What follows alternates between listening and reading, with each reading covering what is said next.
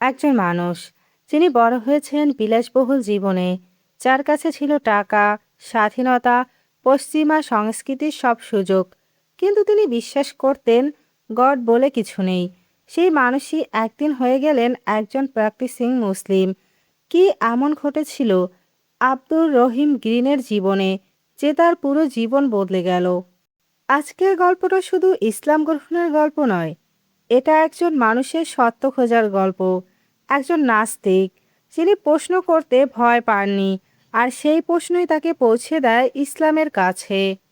Abdur Rahim green জন্মগ্রহণ করেন 1960-এর দশকে যুক্তরাজ্যে। তিনি একটি ধনী ও শিক্ষিত পরিবারে বড় হন। তার বাবা ছিলেন একজন ব্রিটিশ আর্মি অফিসার। ছোটবেলা থেকেই তিনি পেয়েছিলেন সবকিছু: ভালো শিক্ষা, স্বাধীনতা আর আরামদায়ক জীবন। কিন্তু বড় হতে হতে তিনি ধর্ম থেকে দূরে সরে যেতে থাকেন। তিনি বিশ্বাস করতে শুরু করেন গড বলে কিছু নেই। তিনি নিজেকে একজন অ্যাথিস্ট হিসেবে পরিচয় দিতেন। তার কাছে জীবনের মানে ছিল এনজয়মেন্ট, ফ্রিডম অ্যান্ড এক্সপেরিয়েন্স। কিন্তু এই সব কিছুর মাঝেও তার মনে এক ধরনের প্রশ্ন রয়ে গিয়েছিল।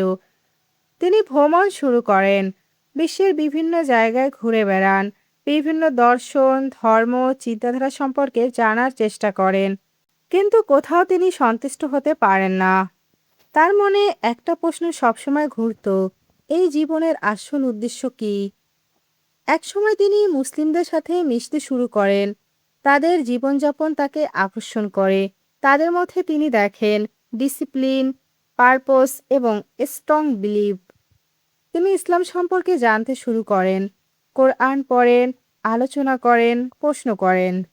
একসময় তার মনে হতে থাকে এই ধর্মটা অন্য সব কিছু থেকে আলাদা। তিনি বুঝতে পারেন ইসলাম শুধু একটি ধর্ম নয়, এটি একটি কমপ্লিট ওয়ে অফ লাইফ। এই উপলব্ধিটাই তার জীবনের টার্নিং পয়েন্ট হয়ে ওঠে। অবশেষে আব্দুর রহিম দিন ইসলাম ধর্ম গ্রহণ করেন। একজন নাস্তিক মানুষ, যিনি কখনো গডে বিশ্বাস করতেন না, তিনি এখন আল্লাহর সামনে মাথা নত করেন। ইসলাম গ্রহণ করা সহজ ছিল না। তার পরিবার, বন্ধু-বান্ধব অনেকে তার সিদ্ধান্ত মেনে নিতে পারেনি। কিন্তু তিনি দৃঢ় ছিলেন, কারণ তিনি জানতেন তিনি সত্য খুঁজে পেয়েছেন। ইসলাম গ্রহণের পর তার জীবন সম্পূর্ণ বদলে যায়। তিনি হয়ে ওঠেন একজন ইসলামিক দায়ী। তিনি মানুষকে ইসলামের দিকে আহ্বান জানান। তার বক্তব্য হাজার হাজার মানুষকে অনুপ্রাণিত করে তোলে। বর্তমানে আব্দুর রহিম গ্রিন সারা বিশ্বে ইসলাম প্রচার করছেন। তিনি বক্তৃতা দেন, শিক্ষা দেন এবং মানুষকে সত্যের পথে ডাকেন। একজন মানুষ যিনি বিশ্বাস করতেন কিছুই নেই, তিনি কিভাবে বিশ্বাস করতে শুরু করলেন সবকিছুর একজন স্রষ্টা আছে? হয়তো কারণ যখন আপনি সত্য খুঁজবেন, সত্য নিজেই আপনাকে খুঁজে নেবে।